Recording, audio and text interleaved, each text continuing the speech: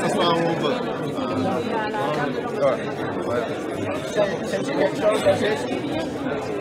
You know what?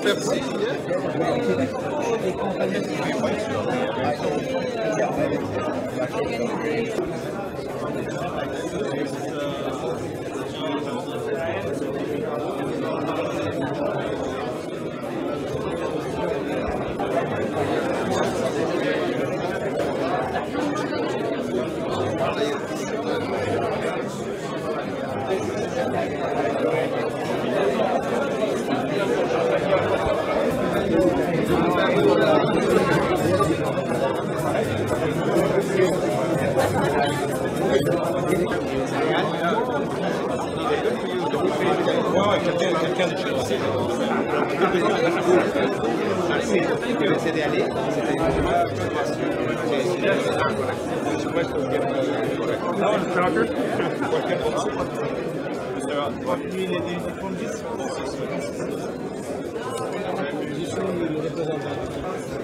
Vous pouvez pas mieux tomber. Vous allez bien, c'est comment vous appelez? Céline. Céline Diroumpa. Céline, ça va bien. C'est Eric Germain. Eric Germain. Eric, ça va bien. Ça va bien. Ça va bien.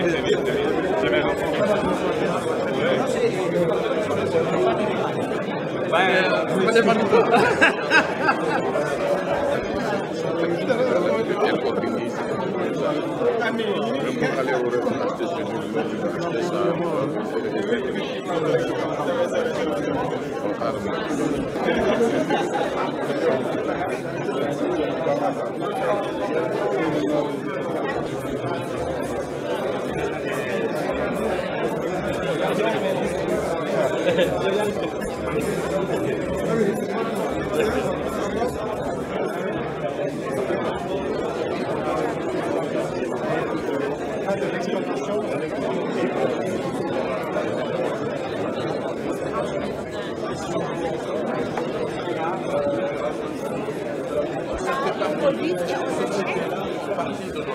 Mais là, l'année prochaine, on passe sur notre propre production. D'accord, on va aller chercher.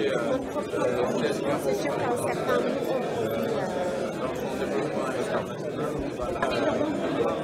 On va essayer Sénégal. Merci.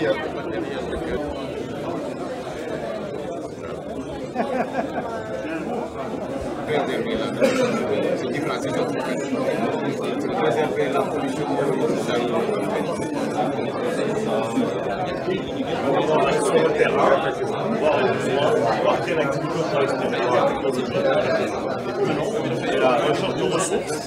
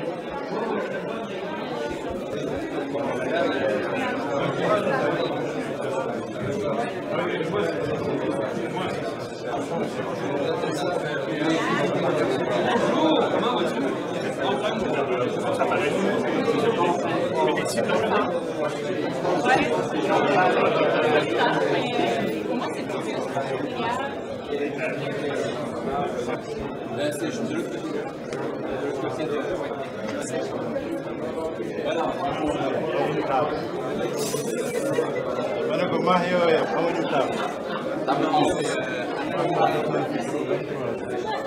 Parce qu'elle me disait pas où me le. Ça va bien pareil. Ça fait 8 mois que c'est donc elle est pas sur la table, elle laisse travailler. Il n'y a pas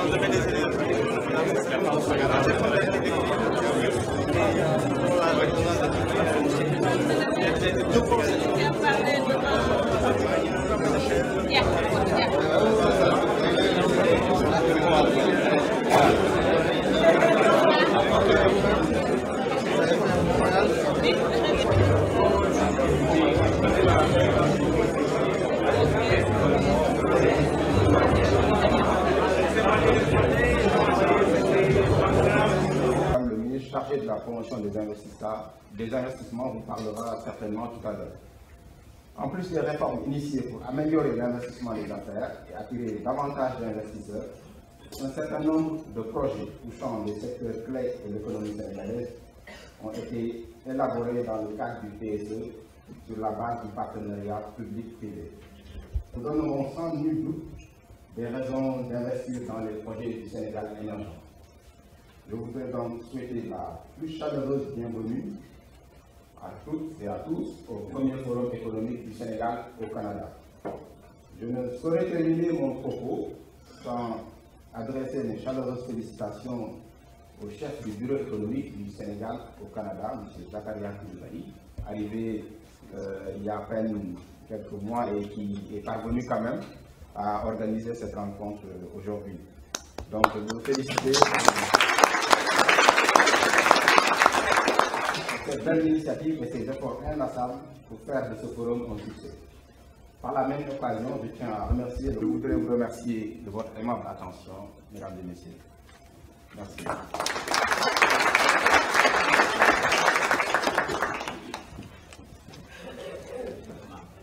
Merci, Monsieur le ministre. J'inviterai maintenant M. Jean Gauthier, président du Conseil canadien pour l'Afrique, à venir nous entendre. Monsieur Gauthier.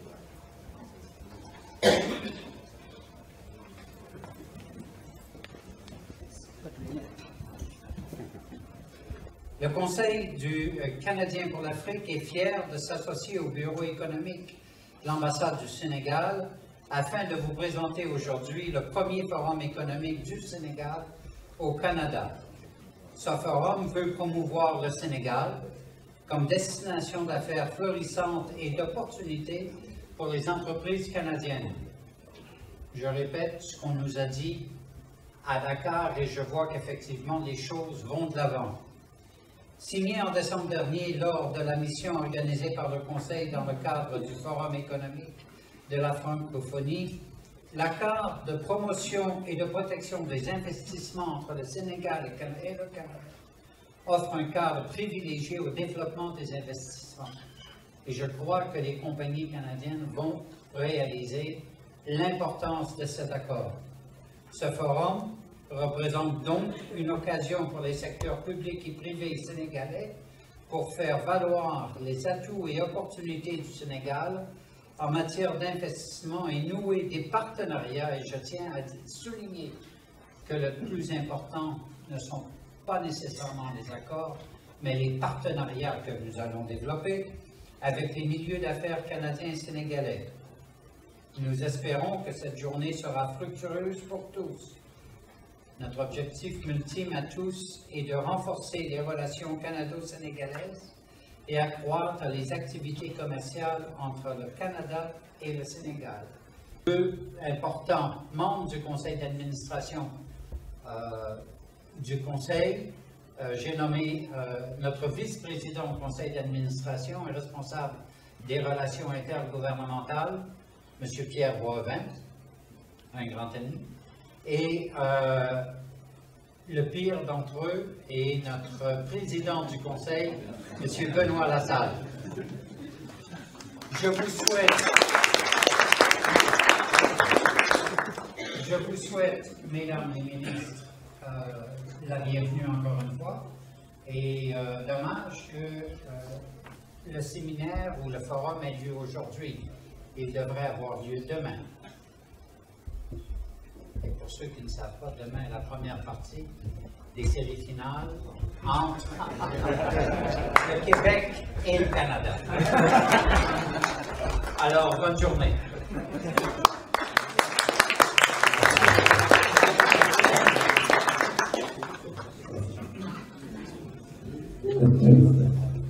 Sur l'Afrique, au ministère des Affaires étrangères, Commerce et Développement, vous avez la parole.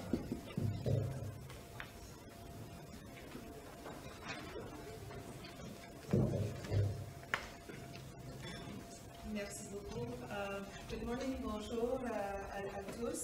Madame la ministre de la Promotion des investissements, Madame Baillé, Madame la ministre des Relations internationales et de la Francophonie du Québec, Madame Saint-Pierre, Monsieur le directeur général de la BICS, Monsieur Si, et Monsieur Jean Gauthier, Madame, Messieurs, chefs de cadre d'entreprise, chers invités, bonjour à tous. Je remercie l'ambassade du Sénégal, en partenariat avec le CCAFrica, d'avoir pris l'initiative d'organiser cette première édition du Forum économique du Sénégal au Canada. C'est un événement très important. Ce forum permettra de mettre à l'avant-scène les abondantes occasions d'affaires qui existent au Sénégal et d'informer les gens d'affaires canadiens de leur positionnement dans ce marché en expansion. Il me fait particulièrement plaisir d'être ici parmi vous pour vous discuter des relations entre le Canada et le Sénégal dont j'ai pu constater le potentiel lors de ma visite en 2013. Comme vous le savez, nos deux pays ont beaucoup de valeurs en commun, notamment en matière de démocratie, de respect des droits de la personne, de sécurité, de lutte contre la corruption, de même qu'un profond désir de prospérité économique. Nous sommes très fiers d'avoir tissé au fil du temps les liens étroits avec le Sénégal et ces valeurs fondamentales qu'on partage forment un important contexte pour nos relations. C'est la raison pour laquelle je pense qu'on se comprend tellement bien. En novembre dernier, le Sénégal accueillait le 15e sommet de la francophonie. Le Canada félicite le Sénégal pour l'excellente organisation du sommet, qui fut vraiment un grand succès à plusieurs points de vue. Les chefs ont également adopté plusieurs documents qui vont orienter les actions de la francophonie dans les prochaines années, dont une stratégie économique pour la francophonie. Et ça aussi, ça donne un autre élément au contexte de nos relations. La mise en œuvre efficace de cette stratégie est une priorité pour le Canada, puisqu'elle est étroitement liée à la réalisation des objectifs en matière de développement durable et d'une plus grande solidarité entre les pays de la francophonie.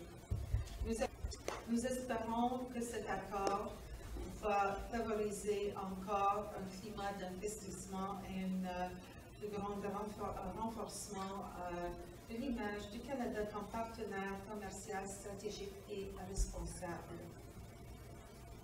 Aujourd'hui, les pays en émergence, tels que le Sénégal, sont de plus en plus des moteurs de croissance mondiale. Ils utilisent le développement économique, le commerce et l'investissement pour alimenter leur propre progrès. En matière d'aide au développement, les paradigmes ont beaucoup changé durant les dernières années. Nous sommes passés d'une logique d'assistance à une dynamique plus positive de création d'opportunités et de prospérité. Les solutions novatrices aux défis du développement sont apparues sous la forme de nouveaux partenariats gagnant-gagnant. Des actions concrètes pour réduire la pauvreté.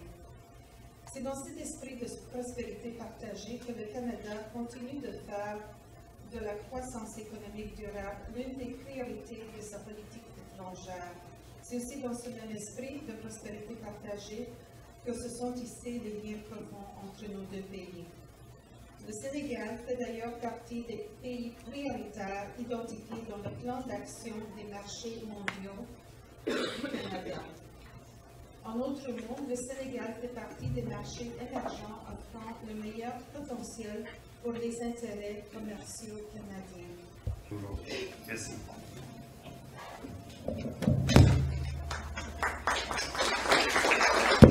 Un bon matin, c'est un grand plaisir pour moi d'être ici aujourd'hui. Oui, c'est vrai, nous avons des horaires chargés, mais il y a parfois des moments dans notre journée que l'on apprécie davantage. Alors, vraiment, c'est un plaisir de venir vous rencontrer. J'ai fait une rencontre avec Mme la ministre de la Promotion des investissements, des partenariats et du développement des téléservices avant cette rencontre de ce matin. Nous avons pu nous rencontrer et échanger. Alors, je la salue chaleureusement. Je salue également le représentant de l'ambassade de la République du Sénégal au Canada. Également, Monsieur le directeur général du Bureau du suivi du plan du Sénégal, Monsieur le directeur général de l'agence chargée de la promotion de l'investissement et des grands travaux, et évidemment, distingués invités, chers amis. Permettez-moi tout d'abord de saluer l'initiative de l'ambassade du Sénégal au Canada pour l'organisation de cette première édition, et je suis convaincue que ce ne sera pas la dernière, première édition du Forum économique du Sénégal au Canada. J'aimerais aussi vous exprimer tout l'honneur et tout le plaisir que j'ai de vous accueillir aujourd'hui, de la même façon que le Sénégal a déjà accueilli plusieurs missions du gouvernement du Québec. En novembre dernier, j'ai eu le grand plaisir d'accompagner le Premier ministre à Dakar lors du 15e sommet de la francophonie, au cours duquel a été adoptée la stratégie économique pour la francophonie, dont nous avons fait, évidemment, de sa mise en œuvre, une priorité. Nous saluons également la nomination de Mme Michaëlle Jean comme secrétaire générale de l'Organisation internationale de la francophonie. Bien sûr, c'est une Canadienne, c'est aussi une Haïtienne, mais c'est une femme remarquable et je pense que cette nomination envoie un message très puissant aux femmes et aux jeunes de la francophonie qui vont également se sentir investis de la mission. Dans son sillage, une vingtaine de nos entreprises ont participé au premier forum économique de la francophonie. Capitale d'un pays francophone à la démocratie vibrante, Dakar est en effet la porte de l'Afrique de l'Ouest. Et pour moi, c'était aussi une première, c'était la première fois que j'allais sur le continent africain. Alors, j'ai été très heureuse d'être là et mon expérience a été vraiment très enrichissante. L'Université Laval, bien sûr, l'UMP Technologie et Extension Québec. On sait que l'ENAC également est très présente au Sénégal. La politique économique du Québec, qui inclut notamment la politique nationale de la recherche et de l'innovation, ainsi que le plan de développement du commerce extérieur, le Québec a une expertise de nature à intéresser le Sénégal. Le Québec peut tabler sur sa longue tradition de présence de ses entreprises, institutions, consultants, coopérants, universités et institutions financières en sol sénégalais. C'est aussi un modèle alternatif, l'économie sociale et solidaire. C'est ce Québec-là qui souhaite développer un partenariat fructueux avec le Sénégal. C'est pourquoi nous avons récemment annoncé l'intention, et j'en suis très fière, d'ouvrir une représentation du Québec à Dakar. Le Québec dit ainsi haut et fort, l'avenir passe par l'Afrique francophone et nous voulons participer à cet essor. Enfin, nous assisterons ce matin à la signature d'un mémorandum d'entente impliquant notamment l'entreprise québécoise Groupe Novatec relativement à un projet imposant et important de construction de bâtiments préfabriqués pour équiper 6 700 salles de classe dans 14 régions du Sénégal. C'est un projet de 120 millions de dollars. Ce projet de très grande envergure inclut notamment un programme de formation et de transfert technologique. Il s'agit là d'un exemple de partenariat mutuellement profitable que nous voulons multiplier et qui contribue à la mise en œuvre de la stratégie économique pour la francophonie. Je souhaite de tout cœur un plein succès à ce premier forum économique du Sénégal au Canada. Et je suis convaincue qu'il donnera lieu à de fructueux échanges entre les gens d'affaires du Québec et du Sénégal qui ont répondu avec enthousiasme, et on le voit ce matin par votre présence, à l'invitation des organisateurs. Et en terminant, tout à l'heure, on a parlé du climat au Québec, de cet hiver que nous avons eu excessivement rigoureux. Bien, merci de nous apporter la chaleur.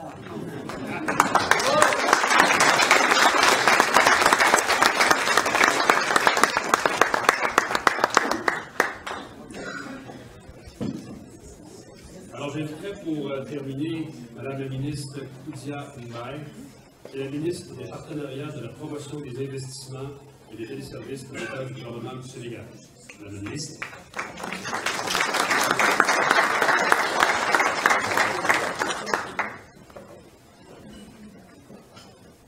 En vos noms et qualités, je voudrais vous saluer. Vous saluer et vous souhaiter la bienvenue chez nous. Il y a des plages, il y a du soleil et il y a évidemment des Sénégalais assez ouverts et dans un contexte où, pour la plupart, nous parlons au moins d'une langue.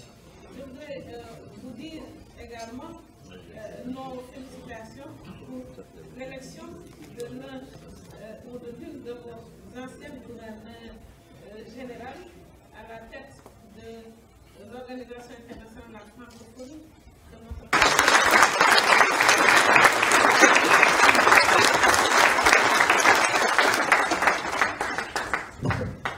Merci beaucoup, Madame la ministre, pour cette très riche présentation. Merci aussi de nous mettre au défi, en commençant par les gens ici, de faire en sorte que les relations économiques entre le Canada et le Sénégal passent de bon à excellent. Et je vous confirme, pour avoir passé une bonne partie des 2 derniers hivers à Dakar, qui fait beaucoup plus beau qu'à Montréal. J'aimerais demander à Mme la ministre Saint-Pierre, Mme la ministre Mbaye, si vous voulez bien passer à la table numéro 8 pour la signature d'un protocole d'entente entre ESCO et l'Université appliquée en pleine croissance et Merci. Où est-ce que tu es?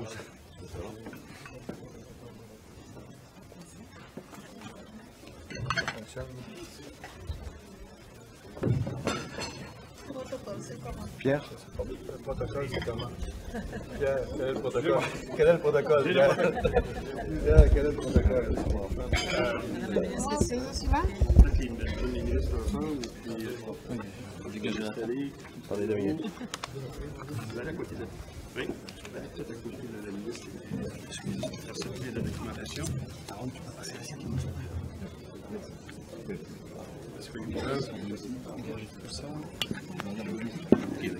Est-ce que vous pouvez nous parler un peu rapidement du projet, parce qu'on a quand même parlé des défis, de tout ce qui se passe, mais nous expliquer en quelques mots rapidement en quoi consiste le projet que vous voulez mettre en place au Sénégal? Oui, le projet, c'est un projet qui est très simple. On va prendre environ 800 tonnes de déchets par jour qui vont venir de la ville de Dakar, majoritairement.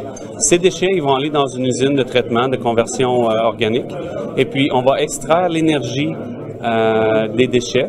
Cette énergie-là, nous allons produire 1 MWh d'énergie pour chaque tonne de déchets ramassés dans la ville. Ensuite, nous proposons de prendre, il y a aussi de l'énergie thermique qui est disponible durant la conversion de ces déchets. Et cette énergie thermique, on voudrait produire de l'eau et puis produire des chambres froides. La façon de produire l'eau, c'est on utilise un système d'osmose forward, avancé, et on prend l'eau de mer et on envoie de l'énergie dans l'eau de mer. Et puis cette énergie-là va pousser l'eau au travers d'une membrane qui filtre le sel. Et ensuite, de l'autre côté, on a de l'eau pure qu'on peut boire. Et puis, pour faire ce processus-là, on a besoin de beaucoup d'énergie thermique présentement dans toutes les unités de dessalement dans tout le monde. Et puis, on a beaucoup d'énergie thermique qui serait juste relâchée dans le ciel normalement.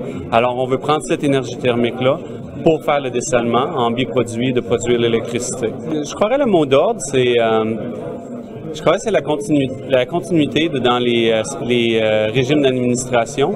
Et puis aussi, s'il pourrait avoir un outil où les différents cabinets et les différentes personnes qui sont impliquées dans un projet collatéral où il y a beaucoup de joueurs autour de la table, d'avoir un processus ou une façon où c'est peut-être un peu plus facile pour rassembler tous ces gens alentour d'une table pour parler d'un projet qui implique tous les différents départements.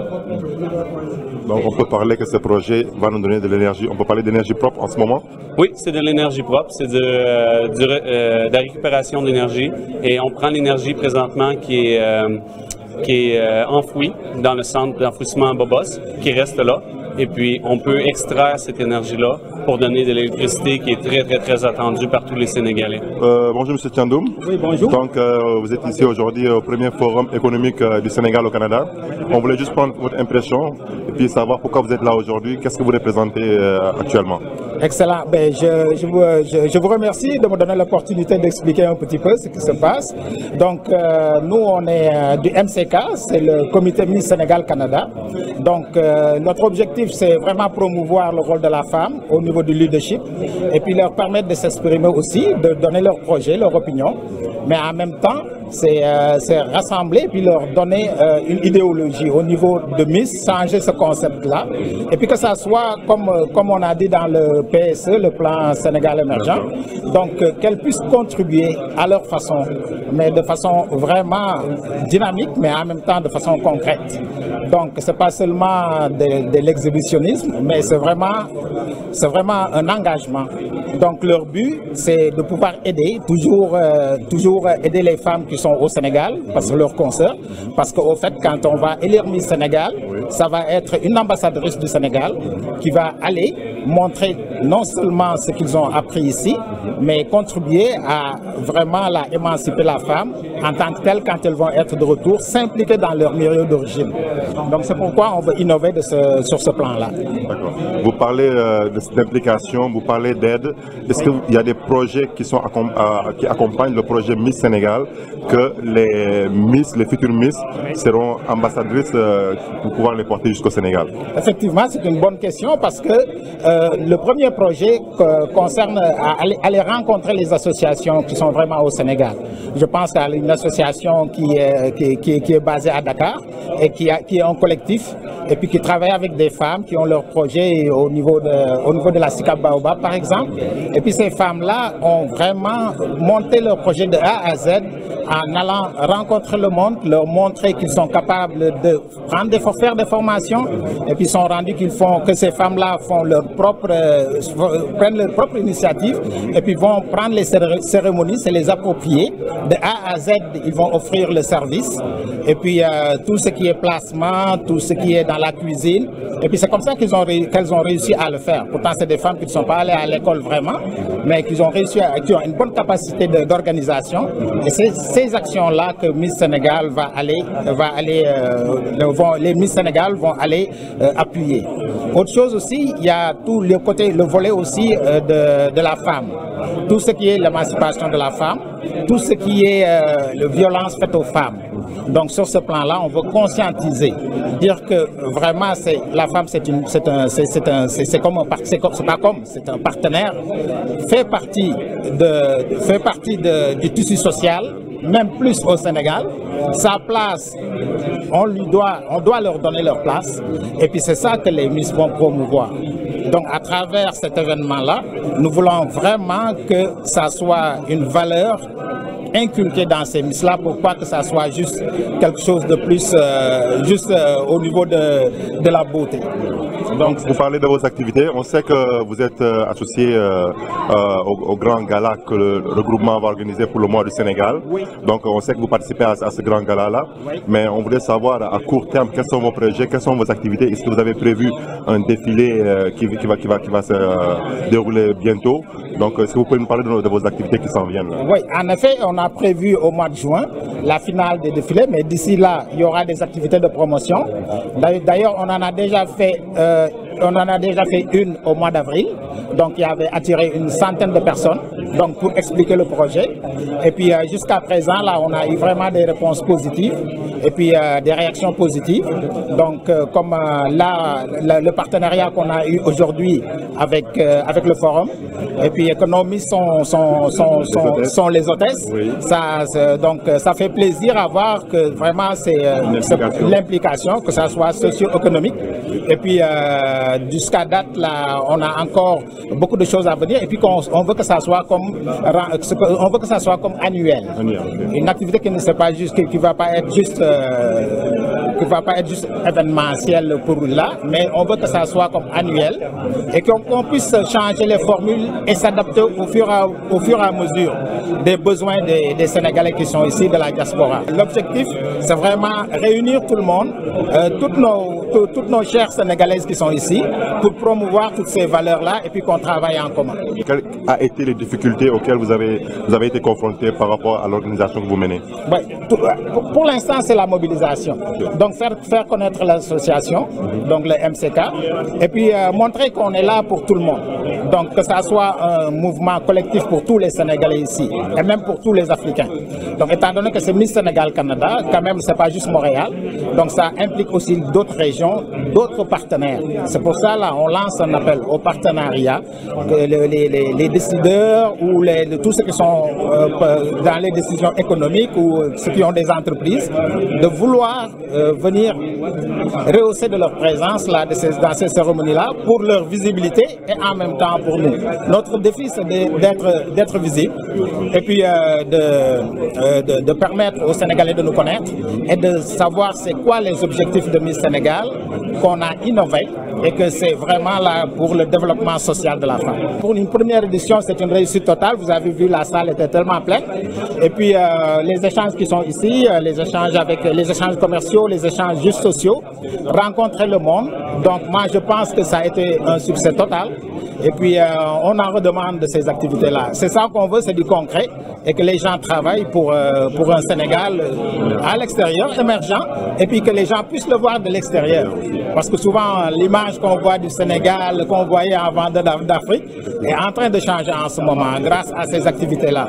Donc juste le fait d'être avec les gens, de pouvoir parler avec eux, d'être au même niveau, au même diapason, donc va nous permettre d'avoir un partenariat, comme on dit ici en bon français, win-win. Merci beaucoup, M. Thiandoum, pour votre... Au plaisir, M. Baldé. Je m'appelle Youssouf Diop, je suis ici au titre du groupe Novatech. Novatech est une entreprise basée au Québec qui a pour projet effectivement d'implanter au Sénégal des solutions novatrices en matière de construction, de bâtiments, d'infrastructures de toute nature.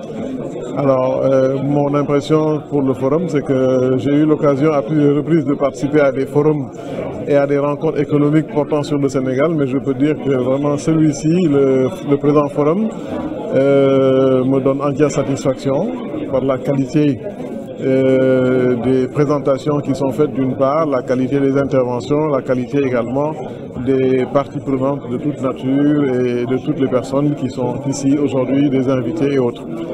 Je crois que c'est un excellent forum, c'est une première magnifique et comme l'a souhaité Madame le ministre d'ailleurs, il faudrait que de telles rencontres puissent se renouveler et se perpétuer parce que notre pays est dans une phase de redéploiement stratégique à tout point de vue et il est nécessaire que cette communication puisse être instaurée avec l'environnement général des entreprises sénégalaises, l'environnement également institutionnel et économique du Sénégal vis-à-vis de ses partenaires traditionnels. Le présent forum en lui-même vient particulièrement à son heure dans la mesure où il s'inscrit en droite ligne des réformes souhaitées par l'État du Sénégal, des ruptures annoncées et des changements de paradigme tels que ceci a été annoncé. Je pense qu'à ce titre-là, divers mécanismes ont été mis en place qui méritent d'être divulgués, d'être présentés davantage à l'ensemble des parties prenantes traditionnelles des relations économiques et commerciales du Sénégal.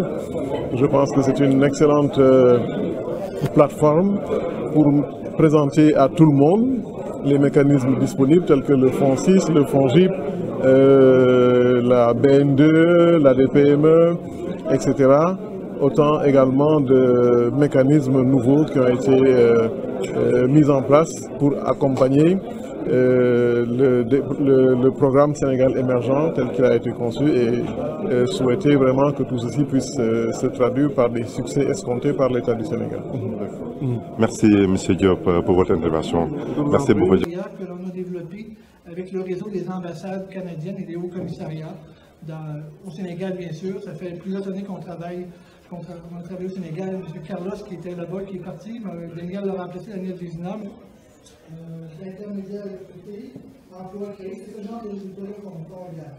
Donc, aujourd'hui, d'ailleurs, l'organisme 48e Nord est présentement à Dakar. Ils ont organisé une mission dans le secteur minier avec une dizaine d'entreprises québécoises et ils se sont rendus dans la région de Kédougou.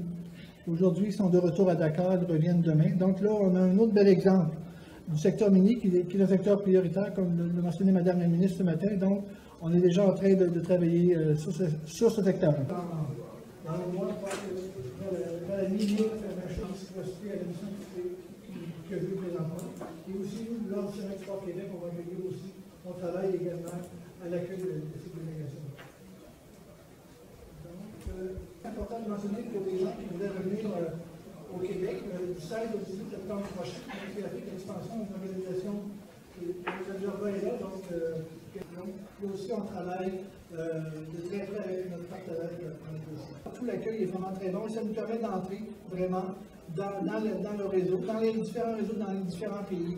Donc ça, c'est une création, en fait, qui est financée à la base par le ministère, mais qui a comme objectif d'aider les entreprises québécoises. Alors j'aimerais aussi introduire maintenant le prochain conférencier qui est M. Malik Diop, qui est le directeur général de l'ASOPEX, l'agence de promotion sénégalaise de la promotion et de l'exportation, qui va continuer le deuxième panéliste sur les trois panélistes que nous allons avoir. Monsieur le directeur général de l'agence de promotion des investissements vous a fait un exposé sur l'attractivité du Sénégal en termes d'investissement. Non seulement l'attractivité du Sénégal en termes d'investissement, mais également la sécurité en termes de retour d'investissement. Le Sénégal est un pays qui est une vitrine, c'est la vitrine de la démocratie en Afrique, mais également dans le monde. Il fait partie des démocraties les plus actives aujourd'hui, mais également c'est un pays laïque où on a un brassage culturel extraordinaire, mais également interreligieux. Le Sénégal, c'est le pays où vous avez 95% de musulmans, et vous avez le président de la République, le premier président de la République, le président Léopold Sédar Senghor, qui a fait 20 ans de pouvoir en tant que chrétien. Ça, c'est la particularité sénégalaise. J'ai parlé de l'Union monétaire ouest-africaine et de la CEDEAO pour la zone africaine, et le système général de préférence que l'on retrouve en Chine, en Corée, au Japon, en Inde. Ça veut dire qu'aujourd'hui, nous avons attaqué tous ces marchés-là, qui sont des marchés, si vous voyez bien, le Sénégal étant à l'extrême ouest, le Canada est beaucoup plus proche que ces différents pays. Et la langue également, vous avez la partie francophone avec le Québec, la langue également francophone qui nous unit, mais également, donc, le Sénégal bénéficie de l'African Growth Opportunity Act, qui nous permet, avec 6400 produits, de pouvoir exporter sans droit de douane. Autant c'est important également pour les investisseurs, pour un retour d'investissement, autant également c'est important de le savoir, parce que tout simplement, dans le cadre des opportunités commerciales, ceci rentre en jeu. Pour le Canada, nous sommes dans le système général de préférence qui nous permet également de pénétrer sur le marché sans droit de douane. Nos clients, les produits. À l'export, actuellement, où est-ce qu'on en est? Vous voyez un peu donc, le système, le Sénégal, comme j'ai dit, se retrouve dans la zone UEMOA-CEDEAO, donc nous commerçons beaucoup avec les zones africaines où on effectue l'exportation des produits sénégalais à ce niveau. On tourne autour de 47% en zone africaine, avec la zone européenne, l'Asie, les autres. Et vous voyez l'Amérique, prenant en compte l'Amérique du Sud, l'Amérique du Nord, le Canada, c'est vrai qu'aujourd'hui, en termes d'exportation vers les Amériques, quand on prend le taux classique, c'est pas important pour l'instant, mais quand on parle de croissance, par rapport aux autres continents, c'est la croissance la plus importante, parce qu'on a 150% de croissance des exportations de 2012 à 2013. Les principaux produits exportés. Vous avez les produits pétroliers transformés. Ce qu'il faut savoir, c'est que non seulement vous avez la production, vous avez également les exportateurs sénégalais, vous avez l'État du Sénégal qui suit ce que les exportateurs sont en train de faire. L'EDC est l'organisme de crédit à l'exportation du Canada. Pour ceux qui ne le savent pas, la plupart des pays de l'OCDE, ou même au-delà, ont ce type d'institutions quasi publiques qui ont comme mandat de pousser à l'exportation la plupart de leurs exportateurs ou leurs entreprises vers des pays tiers. Donc dans le cas du Canada, l'EDC est cette institution et a charge de supporter les exportateurs au travers de produits type assurance, financement, cautionnement et parfois capital aussi. Essentiellement s'occuper de grandes entreprises, ce qui n'est pas le cas. Il faut savoir que les PME représentent à peu près 80% de leur portefeuille client. Donc on est plus ou moins aligné avec la physionomie ou la configuration de l'économie canadienne où l'essentiel du tissu économique est bâti par les pays. Si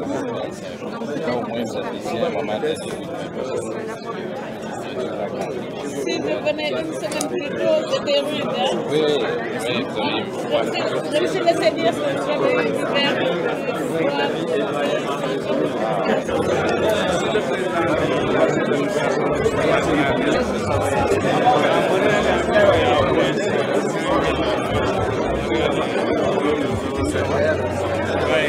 Nato, tu vas apprécier. Si c'est faisable,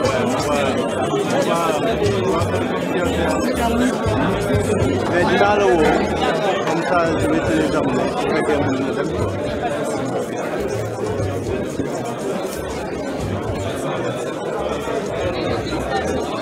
Waa Canada.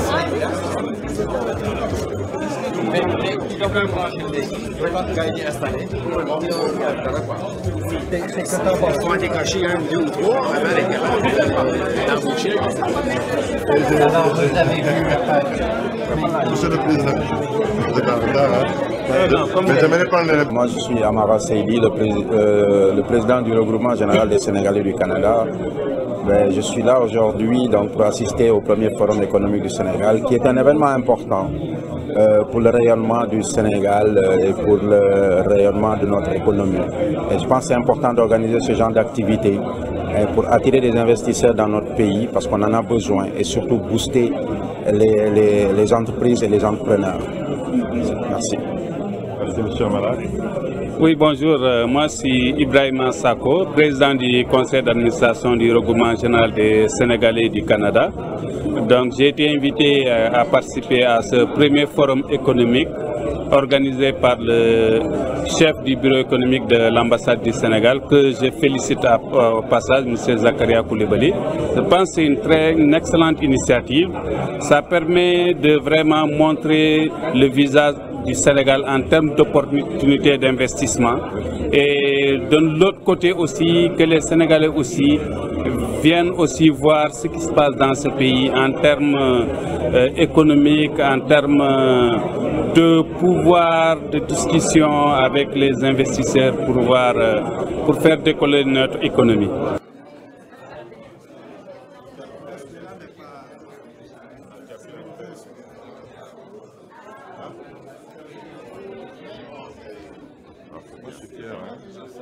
Docteur Malik Diop, directeur général de l'Agence sénégalaise de promotion des exportations.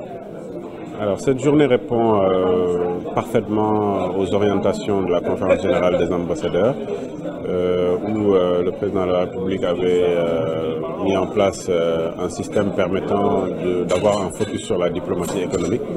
Donc, cette journée aujourd'hui a été organisée par le bureau économique en relation avec les institutions sénégalaises que nous sommes. Vous avez la CEPEX, l'APIX, le FONGIC, le BOS, etc.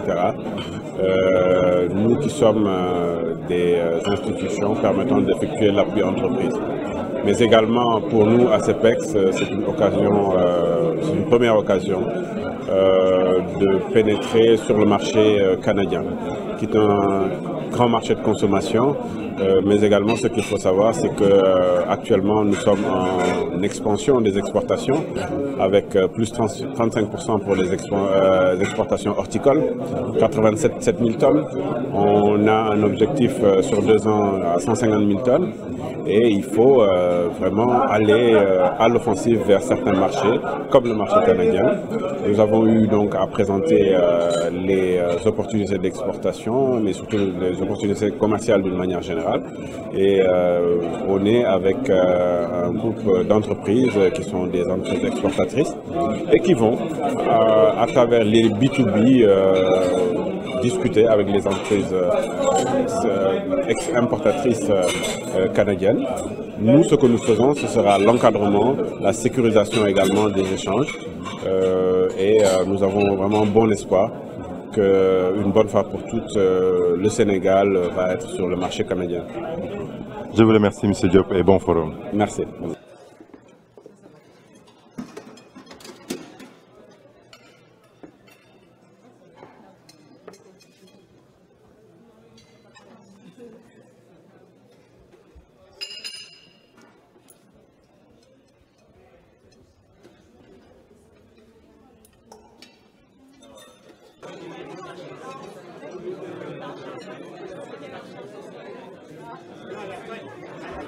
Je vais vous dire que, évidemment, Jean Charest est associé à mon cabinet et donc on a le plaisir de travailler beaucoup ensemble, de travailler sur divers dossiers. Et c'est la première fois qu'effectivement, malgré tous les voyages et les négociations et les dossiers qu'on a fait ensemble, c'est la première fois qu'on me demande de le présenter. Alors, juste avant d'arriver au micro, j'ai dit, Jean, je veux te dire que de façon improviste, ils m'ont demandé de te présenter, es-tu nerveux? Il dit, absolument. Et avant de te présenter officiellement, j'aimerais vous raconter une petite anecdote, parce que l'anecdote concerne effectivement un dossier au Sénégal, qui concerne la compagnie Teranga Gold, et dont j'aimerais peut-être l'entretenir. Alors, Jean, après 28 ans en politique, décide de se joindre à notre cabinet, après avoir reçu de multiples offres de peu partout, et on était très contents qu'il vienne chez nous. Mais il n'avait pas pratiqué le droit depuis 28 ans. Alors, il reçoit, premier jour au cabinet, il reçoit un appel, en tant qu'avocat, je veux dire, parce qu'en tant que légiste au gouvernement, effectivement, il avait trempé dans toutes sortes de dossiers à volet juridique, mais officiellement comme dans un cabinet privé.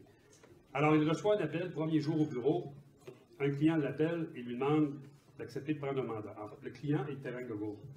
Alors, Jean va voir un de nos amis communs, Marc Dorion, et lui dit « J'ai mon premier mandat. » Il dit « C'est quoi? » Il dit « C'est en Afrique. » Ah! Il dit « Tu parles avec Pierre? » Il dit « Quel est le pays? » Il dit « Sénégal. » Et j'avais eu la chance d'aller au Sénégal un peu avant. Il dit « Quelle compagnie? Teranga. » Et j'avais eu le plaisir de rencontrer Aaron Hill, justement, lorsque M. Harper avait été annoncé la signature de l'entente avant. Alors, ça y est, parfait, on se fait une stratégie. Jean organise une rencontre avec le président Macky Sall. Le dossier s'était complexifié un petit peu pour toutes sortes de raisons. Et il était temps d'avoir une négociation directement avec le gouvernement du Sénégal. Mais la partie anecdote qui est la plus intéressante, c'est que, alors Jean et moi, on s'entend sur la stratégie, et Jean prépare les rencontres, et il dit, écoute, quand je vais t'appeler, on va devoir partir, puis on a une rencontre avec le président. Aucun problème. Alors je reçois un appel, un dimanche soir, il dit, alors écoute, on part demain. Alors là, j'ai un petit problème, je ne pouvais pas partir le lendemain, ça c'était correct. Et j'ai dit, on part pour combien de temps? Ils dit, on part pour 4 jours. 4 jours, aucun problème. Je prends les bagages pour 4 jours. Et rendu là-bas, on a une première rencontre qui se passe très bien, les négociations s'amorcent, ça continue, il y a un momentum. Le 4 jours est devenu 30 jours.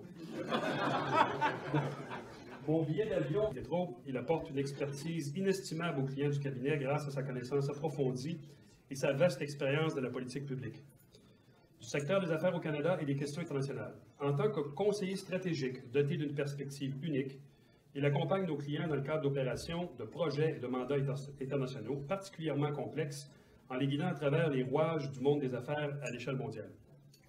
Fort d'une carrière de près de 30 ans consacrée au service public, Jean Charest est l'une des personnalités politiques les plus connues du Canada. M. Charest est élu pour la première fois à la Chambre des communes en 1984 à l'âge de 28 ans. Il devient le plus jeune membre du Conseil des ministres de l'histoire du Canada lorsque lui est confié le ministère d'État à la jeunesse. En 1993, M. Charest est nommé ministre de l'Industrie et vice-premier ministre du Canada. En 1994, il est nommé chef du Parti progressiste conservateur, devenant ici le premier Canadien français à prendre la tête du parti. Il occupe ce poste jusqu'en 1998, lorsqu'il devient chef du Parti libéral du Québec. M. Charest a remporté ensuite 3 mandats consécutifs lors des élections provinciales de 2003, 2007 et 2008, ce qu'aucun autre parti n'avait réussi à accomplir depuis 50 ans. Entre 2008 et 2012, malgré la crise financière et économique mondiale, le Québec connaît, sous le leadership de Jean Charest, une période de prospérité. La province enregistre une plus forte croissance économique que celle des États-Unis, de l'Europe, du Canada et de l'Ontario. Son gouvernement lance un important programme d'infrastructure. Sans plus tarder, vous avez le plaisir de m'associer à lui, Jean Charest. Merci, Pierre. Ça a été correct, ça bien? Oui, c'était bien. Madame la ministre, c'est à mon tour de vous souhaiter la bienvenue à la fois à Montréal, au Québec et au Canada, et de vous féliciter de nous amener le soleil sénégalais parce qu'on vous attendait depuis le mois de février. Il a fait froid chez nous. Et plus le temps avance, plus l'hiver avance, plus j'avance en âge, plus j'aime le Sénégal l'hiver, en particulier.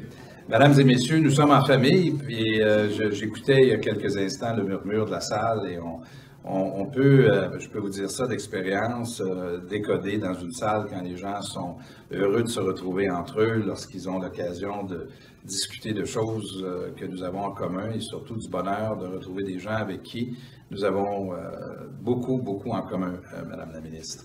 Et je tiens à saluer au passage les représentants de votre ambassade à Ottawa qui font un travail merveilleux aussi. Nous avons eu l'occasion, Pierre Boivin y a fait référence, de travailler avec vos équipes ici au Canada qui sont très dévouées. Il y a également des collègues du ministère des Relations internationales que je retrouve. Et je pense que ce matin, vous avez eu l'occasion de rencontrer Madame la ministre Christine Saint-Pierre, avec qui vous avez signé une entente, qui est une femme formidable, qui aime beaucoup l'Afrique. Vous êtes donc en excellente compagnie. Pierre Boivin est le leader chez nous du bureau de McCarthy-Tétrault du groupe Afrique également. Il est le co-leader. Chez nous, c'est un bureau de 600 avocats. On est le bureau le plus ancien au Canada également et on est dans toutes les grandes villes canadiennes. Alors, c'est pour nous un domaine de pratique qui est de plus en plus important. Nous avons en commun aussi des projets, des valeurs. J'évoquais avec vous il y a quelques instants l'amitié d'Abdou Diouf, qui jusqu'à tout récemment était le président de l'Organisation internationale de la francophonie, qui est un grand ami du Québec. Et une des premières choses que nous retenons sur votre pays, c'est la force de la démocratie et de vos institutions. Et là, vous êtes, il faut le dire, un exemple pour l'ensemble du continent africain. Alors, pour moi, le Sénégal est inscrit à tout jamais dans ma mémoire et dans mes expériences, dans ma nouvelle vie, lorsque j'ai quitté la politique. C'est le premier dossier qu'on m'a confié, c'est la négociation d'une entente, une nouvelle entente, avec M. Elie Goldenberg, qui est ici, qui est un ancien chef de cabinet du premier ministre du Canada, Jean Chrétien, et qui s'est déplacé aujourd'hui pour Teranga Gold, et Alan Hill, qui est le président du conseil d'administration, qui a voulu tous les deux se déplacer aujourd'hui pour témoigner leur amitié. Et il faut savoir que Teranga, une mine d'or en Afrique, au Sénégal, c'est la seule mine d'or que nous sommes allés visiter, soit dit en passant. Nous sommes allés sur place voir la mine. Et c'est une opération qui est très importante, mais qui est aussi le reflet de cette relation que nous voulons, d'une relation qui est à long terme, qui est faite dans le respect des communautés, respect des valeurs et qui renforce cette volonté de responsabilité sociale des entreprises canadiennes. Et aujourd'hui, plus que jamais, et je le reconnais, le gouvernement fédéral de M. Harper a fait des efforts très importants sur les enjeux de corporate social responsibility, comme on dit. Et on critique des fois les gouvernements. Moi, ça ne m'est jamais arrivé quand j'étais... En tout cas, je m'en souviens pas. Des gens... Je disais tantôt à M. Baudouin, moi, quand j'étais premier ministre, on n'a pas de manifestation d'étudiants le matin. L'après-midi, le soir, la nuit, ça, c'est autre chose. Le gouvernement du Québec a décidé de donner une plus grande priorité à l'Afrique et au continent africain. Et ça, je m'en réjouis. Je pense que c'est une bonne décision. que c'est là aussi le reflet de l'importance que vous avez, que vous allez continuer à faire grandir dans les prochaines années. Je veux brièvement vous dire des choses que vous savez déjà, mais qui valent la peine d'être repris. Le continent africain est promis, évidemment, un très bel avenir, mais ce n'est pas uniquement un discours. Quand on prend à témoin les investissements qui ont été faits dans les infrastructures, dans le secteur des ressources naturelles, le monde a beaucoup évolué depuis 20 ans. Je prends aussi à témoin les investissements chinois, par exemple. En 1980, les Chinois avaient investi 2 milliards de dollars sur le continent africain. 20 ans plus tard, c'est 20 milliards de dollars. 20 ans après ou 10 ans après, en 2010, c'est 200 milliards de dollars. Le gouvernement américain a récemment annoncé un grand plan de soutien aux infrastructures énergétiques qui, à mes yeux, est très juste. Parce qu'en Afrique, l'enjeu que nous voyons, qui saute aux yeux littéralement, c'est ce besoin d'infrastructures dans le domaine de l'énergie, Madame la ministre. C'est un continent où 75% des ressources énergétiques sont aux deux pôles, hein, au sud et au nord, mais dans le milieu, les besoins sont très grands. Je sais que dans votre pays, Monsieur le Président Macky Sall en a également fait une priorité et que vous travaillez beaucoup sur le besoin de fournir le pays en énergie de toutes sortes en passant. Et nous y sommes avec vous et je me réjouis à nouveau du fait que le gouvernement américain a mis de côté un premier fonds de 7 milliards de dollars qui a été par la suite augmenté avec une contribution du secteur privé suite au sommet entre l'Afrique et les États-Unis, un premier sommet. Jamais ça s'était fait auparavant, alors que les Japonais en faisaient un à tous les 4 ans, les Chinois en font un, évidemment la France également, mais tout ça est précurseur de changements qui viennent. L'autre élément qu'il faut retenir du continent africain, et c'est vrai pour le Sénégal, c'est la jeunesse de votre population.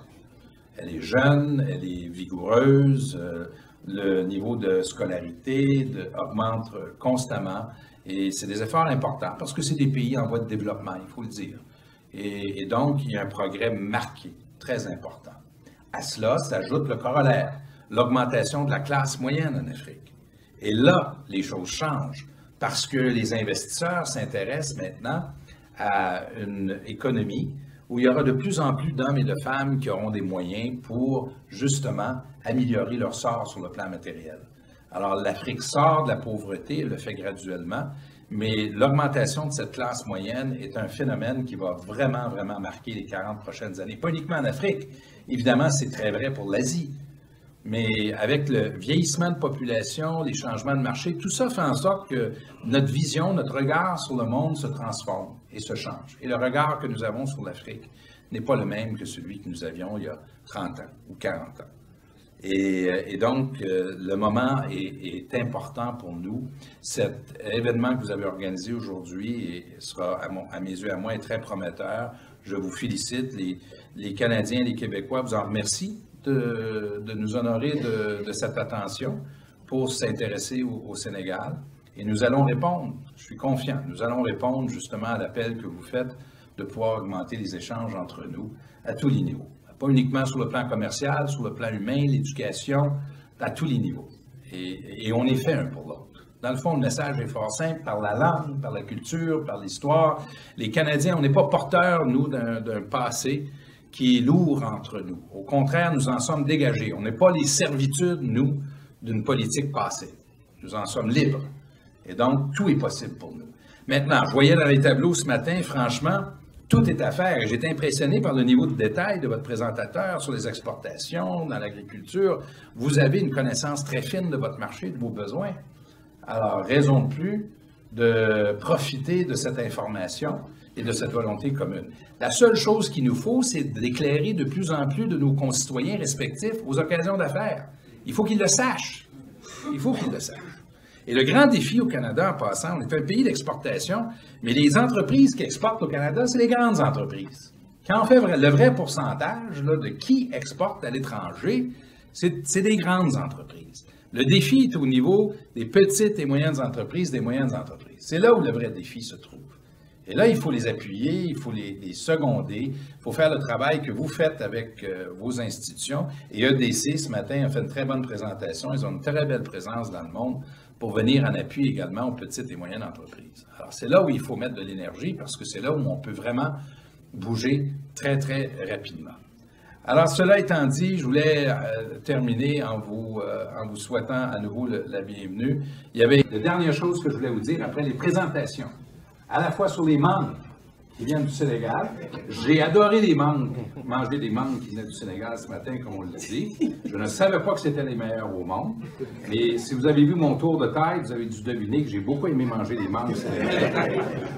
Et ce que je vous propose, c'est que le temps est venu de lancer un nouveau produit. Les mangues dans le sirop d'érable. Vous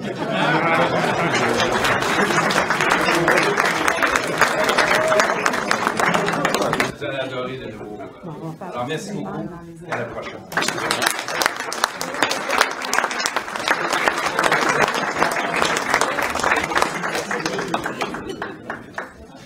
Comme Pierre, je vais vous conter une petite histoire.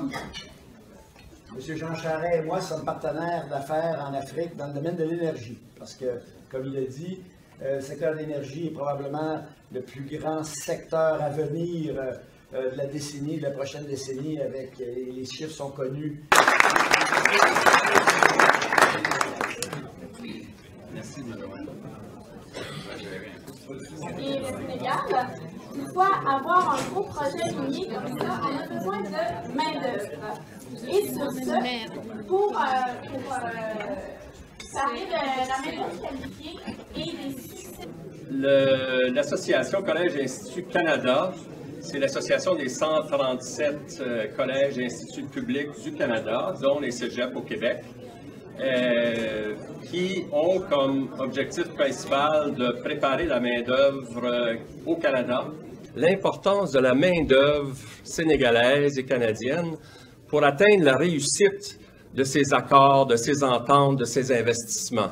Et des fois, on l'oublie. Mais si on investit en Afrique et ailleurs, et que la main-d'œuvre n'est pas de niveau adéquat, le réflexe, c'est de faire venir des gens d'ailleurs pour faire le travail. Et ça ne laisse pas des retombées durables au sein d'un pays. Alors nous, ce qu'on fait, et notre motif, notre objectif principal, c'est d'aider les institutions de formation dans les 28 pays où on travaille présentement, les aider à vraiment former les jeunes pour les emplois. Vous savez qu'en général, dans le monde, on a une tradition historique très universitaire, très académique. Et les instituts en Afrique et ailleurs ont formé surtout les jeunes pour aller à l'université et aller à la maîtrise et aller au doctorat. Et là, on a plein de doctorats sans emploi.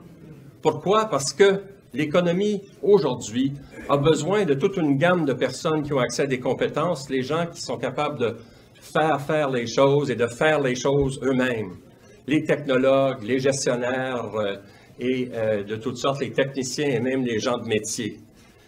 Et ça donne une possibilité d'emploi pour les Africains comme pour les Canadiens, ici, énorme. Mais on néglige cet aspect-là de la formation. On a tendance à se tourner vers l'université comme la seule solution vers l'avenir.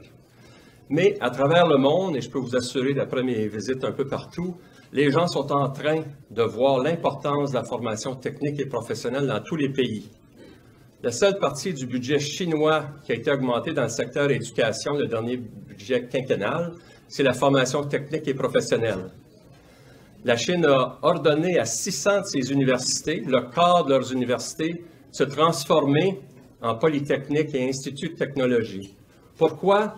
Parce que les besoins de la main-d'œuvre exigent à la fois de très bonnes universités, mais aussi de très bonnes polytechniques, instituts et collèges.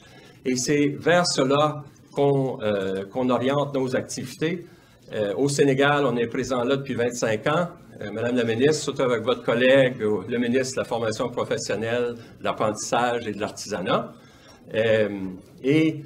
Tout récemment, pour gérer un programme d'éducation pour l'emploi de 6 millions, pour justement aider les institutions de formation à former la main-d'œuvre pour Teranga Gold, par exemple, sur comment se servir du mercure et du cyanide, mais sans que ça empoisonne le corps, sans que ça rentre dans la terre, sans que ça rentre dans l'eau au courant. Et ça, c'est un des projets qui me tient beaucoup à cœur. On a travaillé dans le bâtiment, dans le secteur minier, dans le secteur des ports, dans la logistique et dans l'agroalimentaire. On est très heureux, et c'est peut-être pour ça le motif de la présence aussi, que le gouvernement canadien, à travers le ministère des Affaires étrangères, Commerce et Développement, vient de nous allouer un contrat de 20 millions pour travailler au Sénégal, dont 3 fois plus le montant en deuxième phase, pour étendre nos interventions et préparer la main-d'œuvre dont vous allez avoir de besoin dans vos investissements et dans vos échanges. Alors, mon plaidoyer aujourd'hui, c'est de vous dire, au lieu de vous rencontrer au Sénégal par hasard à l'hôtel, parlons-nous auparavant. On pourrait former, je crois, une entente d'investisseurs, de commerçants et de formateurs, non pas pour aller directement nous former les Sénégalais, mais aider les institutions de formation sénégalaises à former les Sénégalais qui, eux, vont pouvoir aller chercher les emplois que vous allez générer et que les hommes d'affaires sénégalais vont générer aussi. Et ça a été notre approche qui vraiment a reçu beaucoup de succès. Et le système de formation technique et professionnelle canadien est reconnu maintenant, peut-être sauf au Canada, comme étant l'un des meilleurs au monde. La Banque asiatique de développement considère que le Canada et l'Allemagne ont les 2 meilleurs systèmes de formation technique et professionnelle au monde et qui sont les plus pertinents pour le développement de l'Asie. Et nous, on vient de gagner le premier projet de la Banque asiatique en Chine, dans les régions plus éloignées. Alors ça, on ne le sait pas souvent. Pensez toujours aux ressources humaines, à la formation de la main-d'œuvre, à la formation de la jeunesse au Sénégal. Comme je dis dans mes discours, que ce soit au Nigeria ou en Égypte récemment, les révolutions sont dirigées non pas par les masses, mais sont dirigées par les universitaires sans emploi. Et je me fais toujours répondre, oui, vous avez raison, quand est-ce que vous pouvez commencer à travailler avec nous? Et donc, il faut se rappeler de l'importance de la formation de la main-d'œuvre, de la formation de professionnels dans tout ce que nous faisons. Merci beaucoup.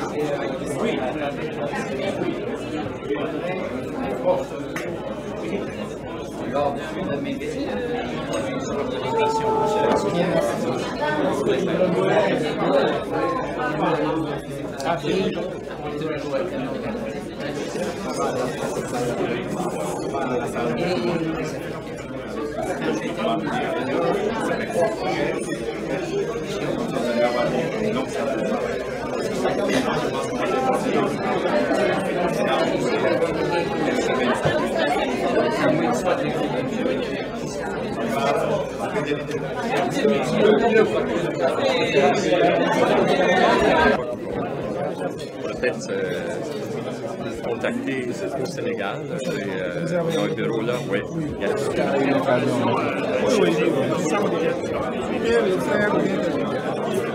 Vous avez des frères? De votre disposition. Vous connaissez Amour? Oui, surtout qu'on a 1 million d'actifs au Sénégal. 2 millions de dollars canadiens pour l'amélioration des institutions de formation technique. Ça va forcément passer par la mise en adéquation effectivement des besoins de l'économie et de la formation. On a déjà fait des progrès dans les 5 dernières années, mais on va agrandir encore.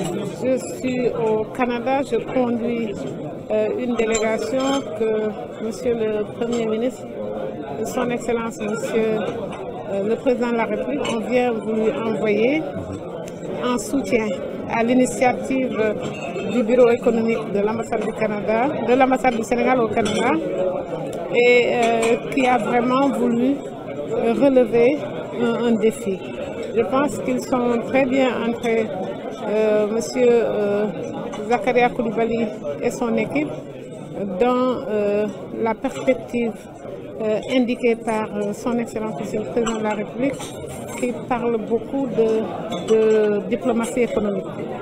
Et cette diplomatie économique, nous n'avons pas d'autre choix que de la conduire à bon port, surtout si l'on se réfère au récent sommet de l'Organisation internationale de la francophonie, qui a validé une stratégie justement de développement économique.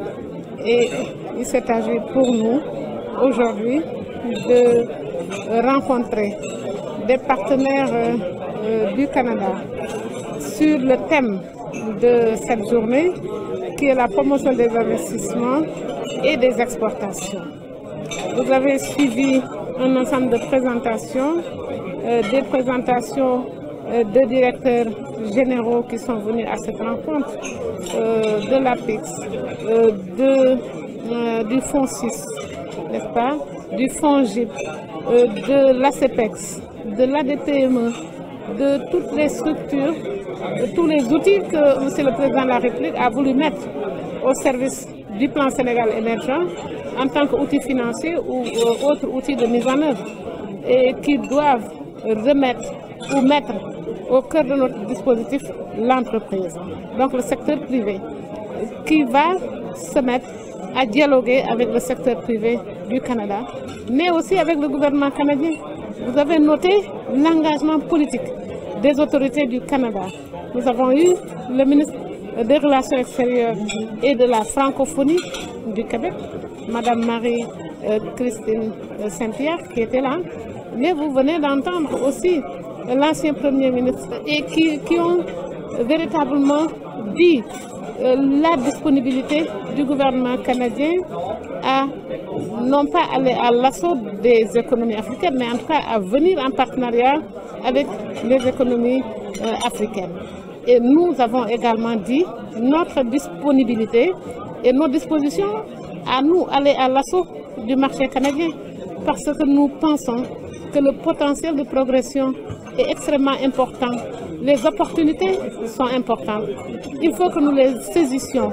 Il faut justement que nous faisions savoir ce que nous savons faire, ce que nous pouvons donner à ce marché-là, et que nous apprenions de ce que le Canada peut faire chez nous pour répondre à nos attentes sur le financement de notre plan, et puis évidemment sur les solutions techniques, technologiques qu'ils peuvent nous apporter pour nous aider à mieux exploiter le potentiel que nous avons sur le territoire national, de manière à atteindre le résultat qui est attendu et qui est l'émergence du Sénégal en 2035. C'est excellent comme événement, et comme M. Charest, l'ancien Premier ministre, le mentionnait, je pense qu'il faut ouvrir les yeux de nos PME, de la population canadienne, aux opportunités d'affaires qui existent en Afrique, et surtout au Sénégal, mais le Sénégal comme porte d'entrée vers toute la sous-région de l'Afrique de l'Ouest. Alors, je pense que c'est excellent de faire voir les opportunités, de voir un taux de croissance qui est quand même très impressionnant au Sénégal, les mesures qui ont été faites pour réduire les problèmes, les obstacles bureaucratiques à l'établissement de PME, l'établissement d'entente au Sénégal, c'est merveilleux. Mais moi, ce que je voulais souligner, c'est que dans tous ces efforts-là, il ne faut pas oublier la formation de la main-d'œuvre. C'est bien beau tout signer ça, mais là, quand on démarre, puis quand les compagnies tout à coup viennent pour embaucher des gens, et les gens n'ont pas les compétences, là, ils se plaignent, et là, ils font venir des gens d'ailleurs, et là, les gens locaux disent, ben ouais, mais comment ça se fait, là? Ça nous bénéficie pas, là? Vous venez investir, puis c'est du monde d'ailleurs qui ont les jobs, là, tu sais. Alors, je crois qu'il faut toujours, dans ces ces efforts-là, se rappeler de l'importance de la formation des jeunes, surtout avec les compétences requises. Et nous, comme collège et institut canadien, notre force, c'est justement le lien entre la formation et l'emploi, la formation et le milieu économique et social. Et donc, ce qu'on fait, c'est pas aller former les Sénégalais. On va travailler avec les instituts de formation sénégalaises pour les aider à développer des nouveaux cours de formation, comment travailler avec les entreprises, comment modifier leur cursus constamment, comment former à l'entrepreneurship. Et après ça, eux peuvent former les jeunes qui vont aller chercher les emplois, vont créer des PME pour servir la mine, vont créer des PME pour donner des services de logistique avec tous ces investissements-là. On travaille avec le ministère de la formation professionnelle, les appuyer pour faire les changements de politique nécessaires pour permettre au système d'être plus indépendant, plus flexible et moins dépendant du ministère. Et deuxièmement, notre gouvernement canadien a financé une quinzaine de partenariats institutionnels. Donc, ils ont identifié les institutions sénégalaises de votre côté qui avaient besoin d'un renforcement de leur performance institutionnelle. Et nous, on a trouvé, et c'est eux qui ont fait le choix final, des institutions semblables au Canada. Peut-être dans le secteur minier, on a Abitibi-Témiscamingue, ou Cambrian, ou le secteur tourisme, l'ITHQ, ou en tout cas d'autres. C'est ça, Saint-Hyacinthe, justement. Ils ont été impliqués.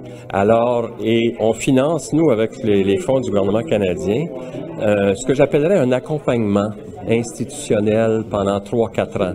Parce que ce changement, ça se fait pas du jour au lendemain. C'est pas un expert qui est rendu, faites ci, faites ça, bon, puis il part. T'sais. Non. C'est un accompagnement institutionnel et qui permet justement, malgré l'allée et venue d'individus, qui permet à l'institution, à des départements de tranquillement comprendre que leur objectif principal, c'est pas la graduation des jeunes, c'est leur obtention d'emploi. Et nous, on est mesuré ici maintenant sur le taux d'obtention d'emploi après la diplomation. Et donc, on fait très attention que nos formations soient adaptées. Autrement, on va réduire notre budget de l'État, on va être critiqué. Alors, on s'enligne vers ça. Il ne faut pas que ça soit juste le mode traditionnel français universitaire. Il faut que ça soit vraiment en fonction des besoins.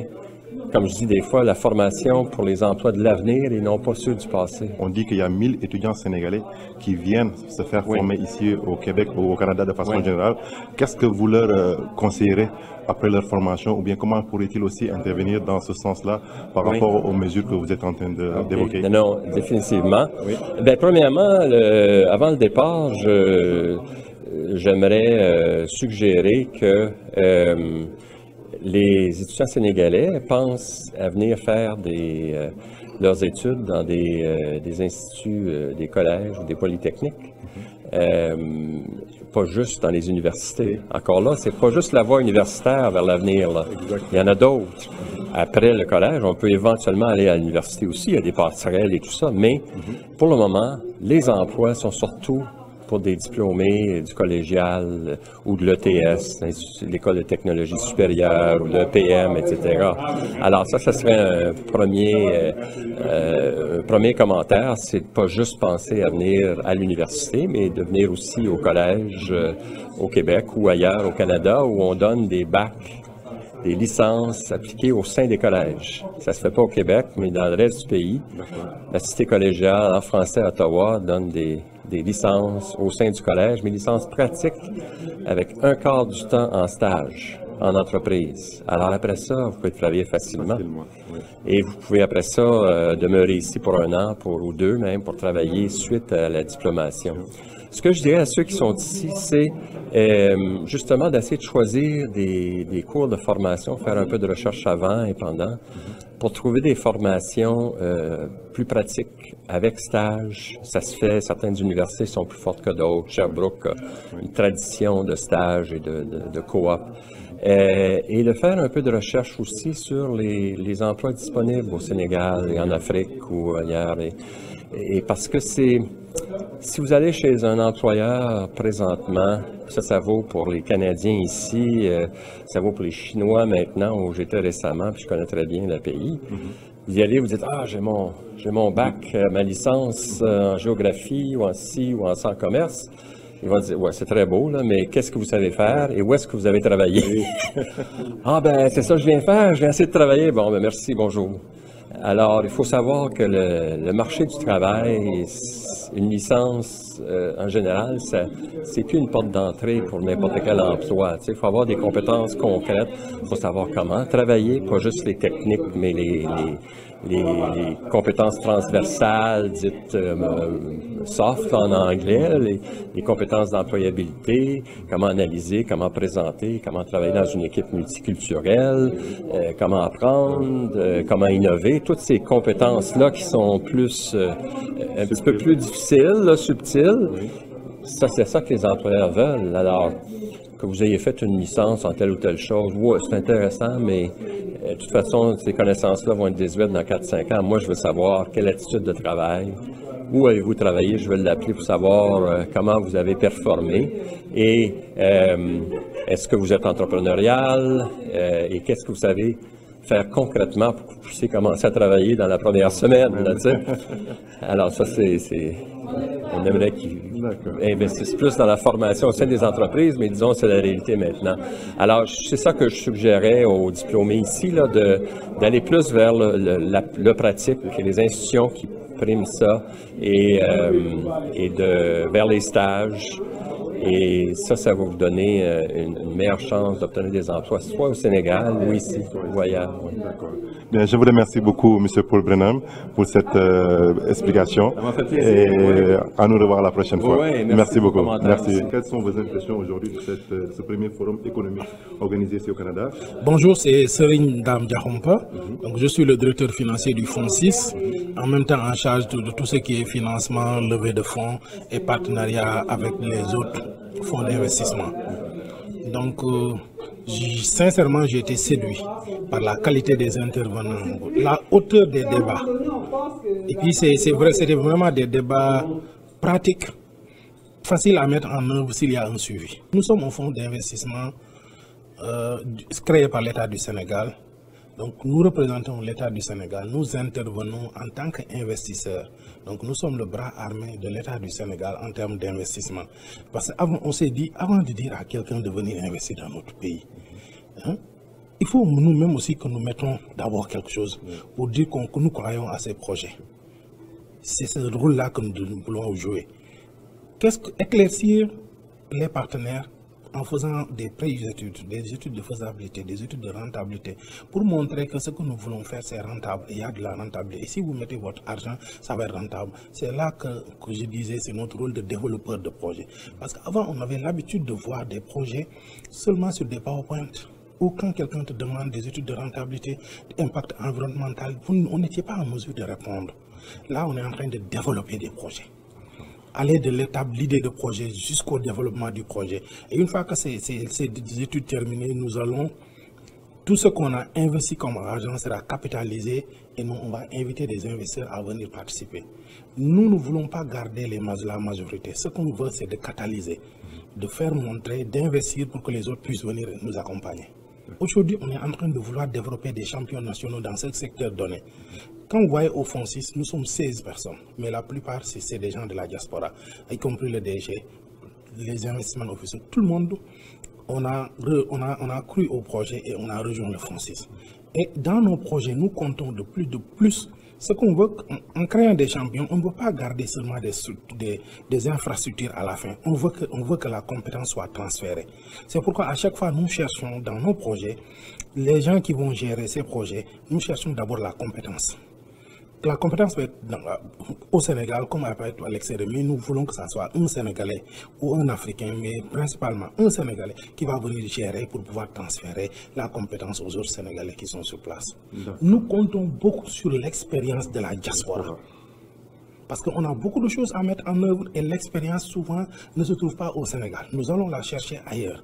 Mais on va regarder en premier aux côtés de la diaspora avant de regarder un autre étranger qui vient de Niger. Nous comptons beaucoup en développant des champions nationaux, le transfert de la technologie. Ça fait partie des conditions sine qua non pour qu'on puisse travailler avec quelqu'un. Par exemple, nous avons une unité de production d'énergie solaire pour le vendre à la Sénélec. On a besoin on a des ingénieurs sénégalais qui sont déjà dans la diaspora quelque part et qui ont eu à travailler dans des unités de production de solaire. Ce sont les bienvenus. Et nous, nos recrutements, c'est toujours dans la transparence. On fait toujours des insertions dans les journaux, sur le net et partout pour pouvoir récupérer le plus de compétences. On publie surtout l'Internet pour pouvoir...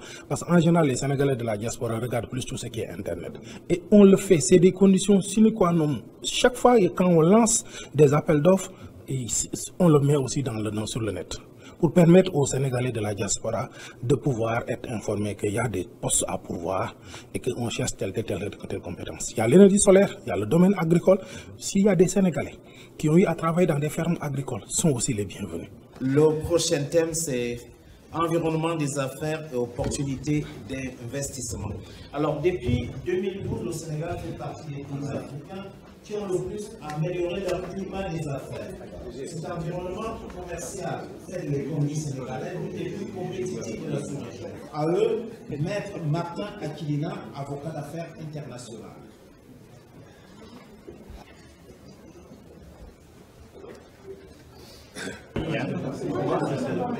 En commercial, upa.qc.ca. Donc, à partir de là, écoutez, moi, je vais au Sénégal à la fin du mois de mai. On pourrait se rencontrer là. Vous pouvez même pas faire un mail.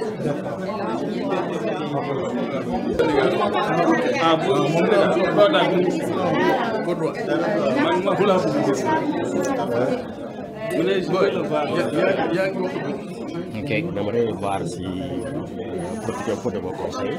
Oui. Si jamais il y a une possibilité de vous rencontrer. Et permettre de... Vous êtes basé ici ou à Longueuil? Oui, j'habite à Longueuil. La société au Sénégal. Ok.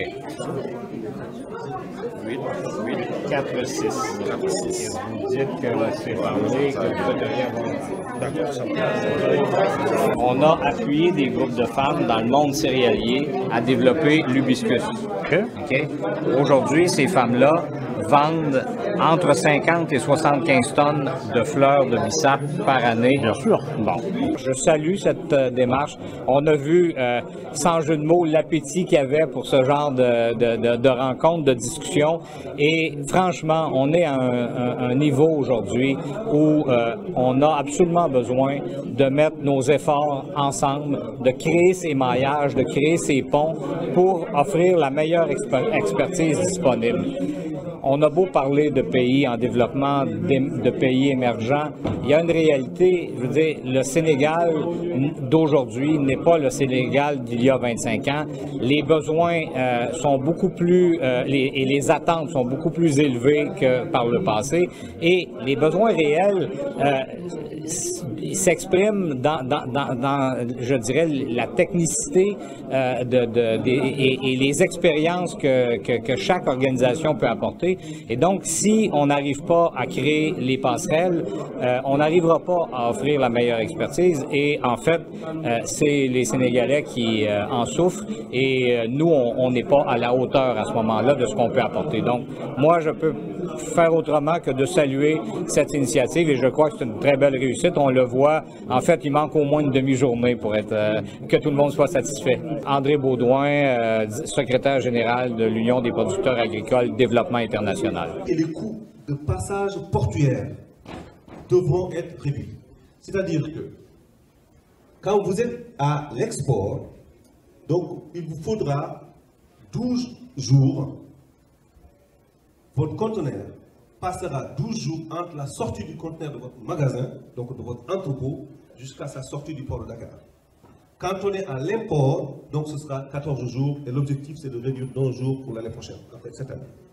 Les coûts aussi, les coûts à l'exportation, à l'importation, pour un conteneur équivalent 20 pieds, on passerait de 1225 $ à 1041 $, donc pour l'export, et 1940 $ à 1649 $ pour l'import. Donc c'est des éléments et des leviers qui permettraient d'améliorer la compétitivité du port de Dakar, qui est aussi un élément important dans le processus.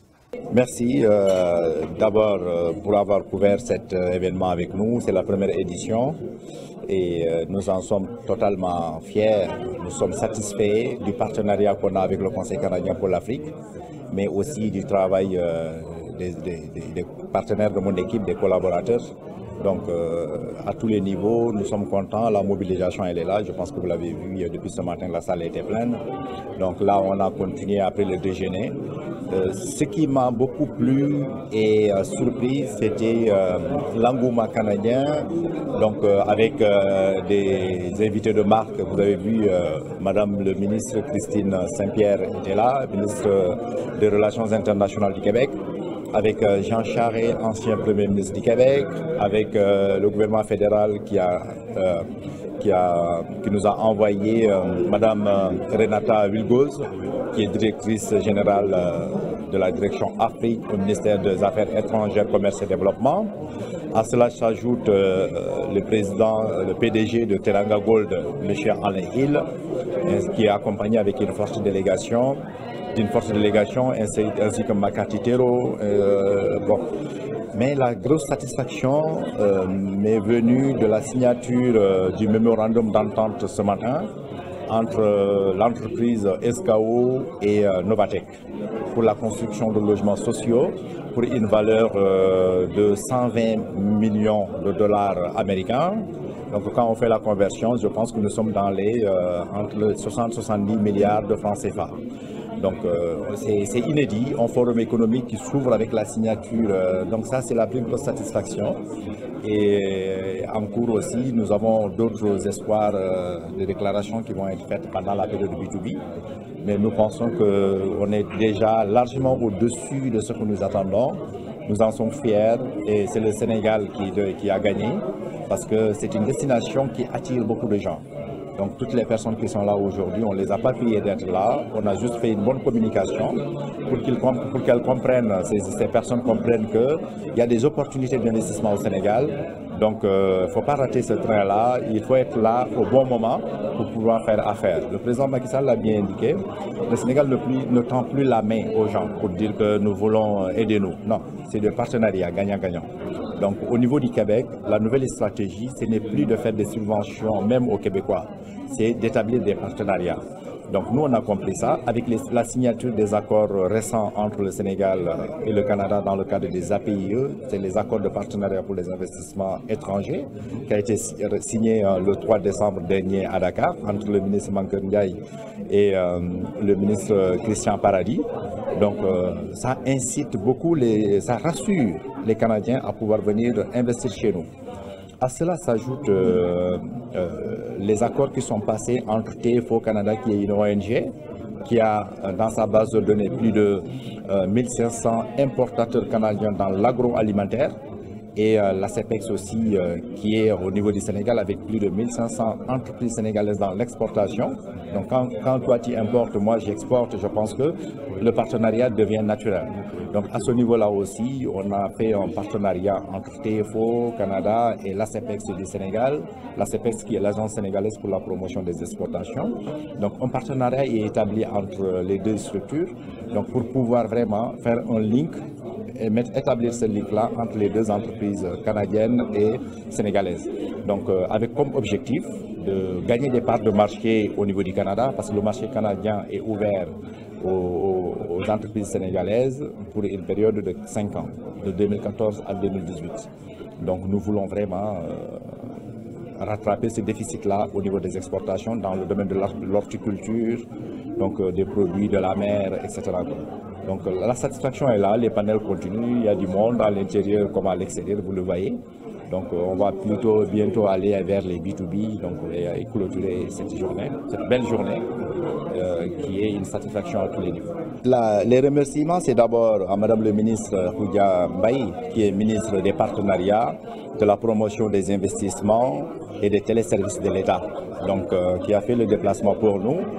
Les gens vont dire non, c'est juste une journée. Oui, mais vous avez vu sa présence, ce que ça a donné aujourd'hui comme crédibilité au niveau des autorités canadiennes. Quand le bureau économique mobilise et que les autorités sénégalaises répondent, ça donne de la crédibilité. Et donc je pense qu'aujourd'hui, ce n'est pas le bureau économique qui a gagné, mais c'est le Sénégal qui a gagné en termes d'image.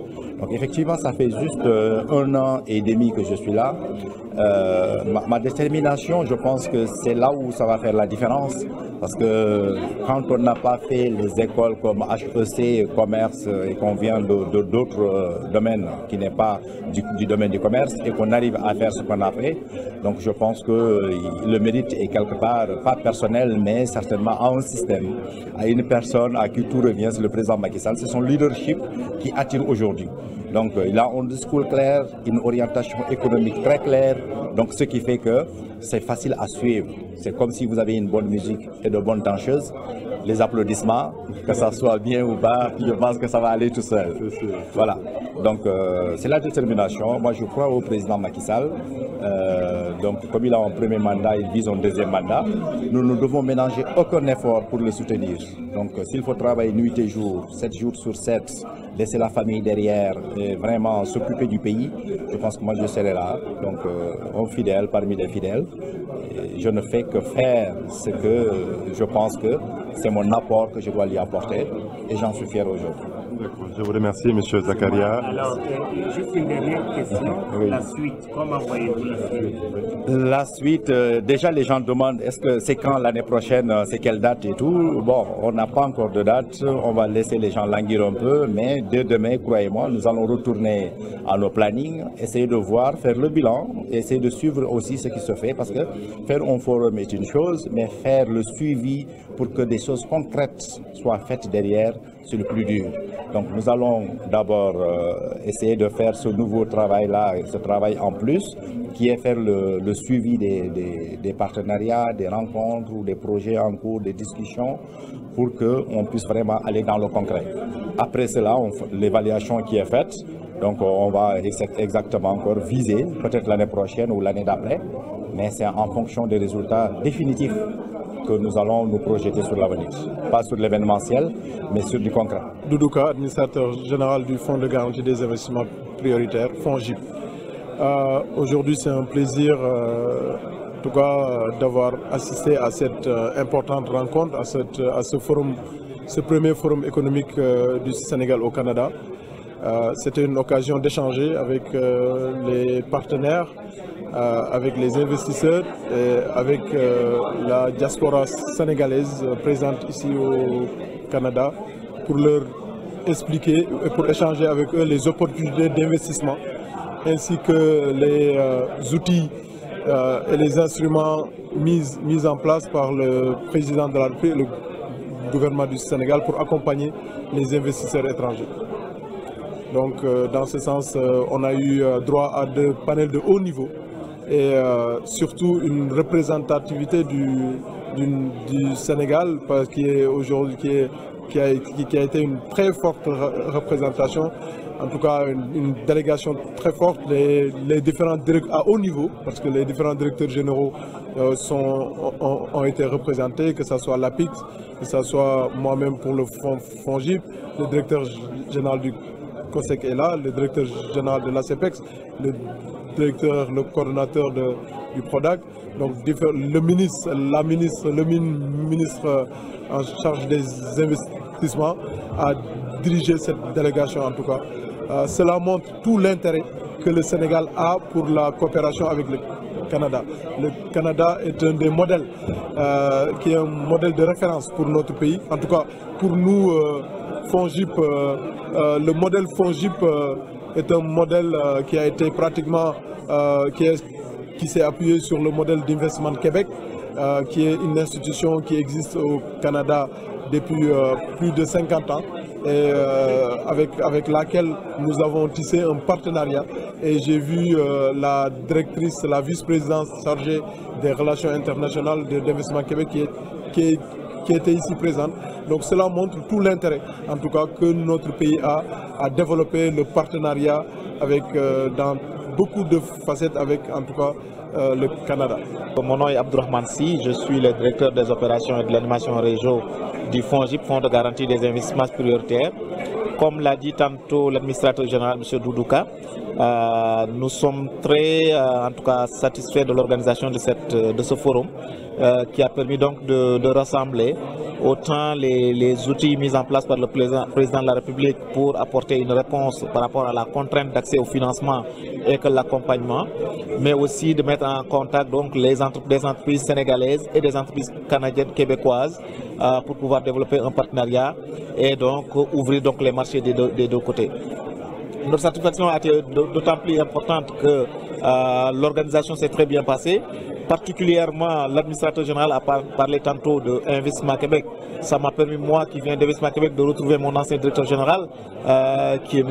Bernard Rousseau, mais aussi de pouvoir expliquer le modèle du FONGIP et de ce que le FONGIP peut apporter donc aux entreprises sénégalaises d'une manière générale et aux Sénégalais de l'extérieur. Particulièrement, le FONGIP est en train de mettre en place un fonds de garantie des investissements pour les Sénégalais de l'extérieur en partenariat avec le fonds d'appui à l'investissement des Sénégalais de l'extérieur qui s'appelle le FES. Mais également, il y a une convention qui va être signée très prochainement avec la Banque de l'Habitat du Sénégal.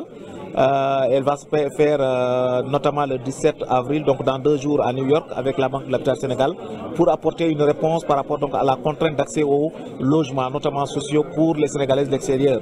Vous savez que généralement les banques, quand ils financent pour l'accessibilité donc au logement, ils demandent souvent des revenus de salaire, alors que la plupart des Sénégalais de l'extérieur n'en ont pas, ou ils ont de la difficulté à justifier donc ces revenus, et ou s'ils en ont aussi, c'est des revenus irréguliers.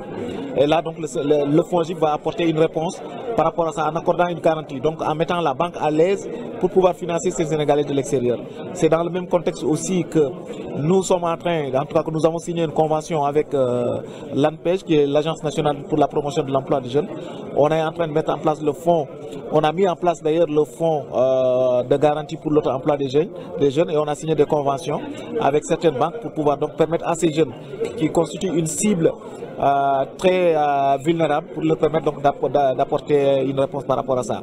Pas plus tard que ce matin, j'ai parlé donc au directeur de l'ISEC de Thiès qui disait qu'effectivement il était content de nous retrouver ici parce que comme c'est un institut de formation, la problématique c'est de pouvoir, les jeunes quand ils vont être sortis donc de leur école, de pouvoir accéder rapidement au financement pour pouvoir développer leur entreprise. Et la réponse était que le FONGIP était là et que le FONGIP est en train, a mis en place avec l'ANPEJ, donc le fonds de garantie pour l'emploi des jeunes, et que ces jeunes donc issus de ces écoles de formation pourraient donc rapidement mettre en place, donc en tout cas bénéficier de ces fonds-là. Parallèlement aussi, nous avons signé une convention avec l'ANAMO, l'Agence nationale pour la main-d'œuvre, pour le financement donc des coiffeuses et coiffeurs à domicile, pour pouvoir leur permettre aussi facilement d'avoir accès à des financements. Nous sommes également en partenariat avec l'APDA, l'Agence pour la promotion et le développement donc, de l'artisanat, pour le financement des mécaniciens, pour leur permettre d'avoir facilement accès donc, à un kit de diagnostic des automobiles, d'un kit donc automatisé pour permettre à ces artisans donc, de pouvoir rapidement avoir accès à du financement. Donc grosso modo, on est satisfait donc, de cette intervention, en tout cas de ce forum, qui a été donc rehaussé par la présence donc, de l'administrateur général qui a tenu particulièrement à être présent malgré qu'il soit arrivé aujourd'hui avec toute la fatigue du voyage, avec les décalages horaires. Il a tenu personnellement donc, à rehausser de sa présence donc, ce forum. Donc voilà mes premières impressions. J'ose espérer que ce forum va être perpétué d'année en année et qu'on va gagner plus donc aussi en maturité dans l'organisation et qu'on aura plus aussi d'entreprises qui vont participer à ça. Et j'ose surtout espérer que les entreprises qui en ont participé aujourd'hui sortiront, en tout cas bénéficieront donc de ce forum-là, qu'on ne s'arrêtera pas seulement à faire un forum, mais que ces entreprises puissent bénéficier effectivement aussi bien des financements du FONGIP que de l'accompagnement des autres structures qui sont là, comme la CEPEX qui est là pour la promotion donc, des exportations. Et en parlant de promotion des exportations, le FONGIP peut apporter son concours pour permettre donc à ces entreprises de développer leur marché en partenariat donc avec les banques qui sont en place. Donc voilà, qu'est-ce que je voulais dire par rapport à mes premières impressions. Je vous remercie beaucoup, M. Si, et puis je vous souhaite aussi un bon séjour au Canada, et merci beaucoup. Juste n'oubliez pas qu'on va rencontrer aussi le regroupement général des Sénégalais du Canada ce jeudi. J'en profite aussi pour appeler les Sénégalais à venir particulièrement participer à cette rencontre qui aura donc le 17 24 avril à 18h, à 18h je pense, donc au 67 Côte des Neiges. C'est une occasion pour tous les Sénégalais de venir donc à prendre connaissance donc des produits du FONGIP qui sont destinés à ces Sénégalais de l'extérieur. On sera en compagnie avec la BHS qui est là aussi pendant la rencontre. D'autres partenaires aussi vont se joindre à nous pour permettre aux Sénégalais d'avoir de l'information, parce que quand on a l'information, ça veut dire qu'on peut bénéficier des produits, et les produits de FONGIP sont pour les Sénégalais de l'extérieur. Le FONGIP ne s'arrête pas seulement au Canada, on va faire le tour du monde. Pour le moment, bon, comme on est en Amérique du Nord, on va en profiter aussi pour rencontrer les Sénégalais qui sont aux États-Unis. On va faire un certain nombre de villes, notamment New York, Columbus, Atlanta et puis Rhode Island, pour rencontrer avec la BHS et le FES, rencontrer les Sénégalais de l'extérieur pour leur montrer que le FONGIP est là pour eux, pour leur parler des différents produits et services du FONGIP, et que leur préciser particulièrement que le FONGIP ne s'arrête pas seulement à l'aspect financement. On va, en plus des produits financiers, les accompagner pour monter le plan d'affaires, mais aussi les accompagner à post-financement pour leur permettre donc de bien gérer donc cet aspect. Juste préciser quand même que les financements du FONGIP, ce n'est pas des subventions, c'est des financements. Il faut que les gens sachent que c'est des financements, c'est à rembourser pour que, bon, en fait, que le plus de Sénégalais possible puissent bénéficier de ces produits. Je finirai par vous remercier et par féliciter aussi Zakaria Koulibaly, le chef de bureau économique de l'ambassade du Sénégal au Canada, pour la belle organisation et pour nous avoir aussi associés donc à l'organisation de cet atelier. J'en appelle aussi à tous les chefs de bureau économique des différentes ambassades de faire de la même manière pour permettre de faire donc la promotion de ce Sénégal émergent qui est cher au président de la République. Je vous remercie. Je vous remercie, monsieur. Merci beaucoup.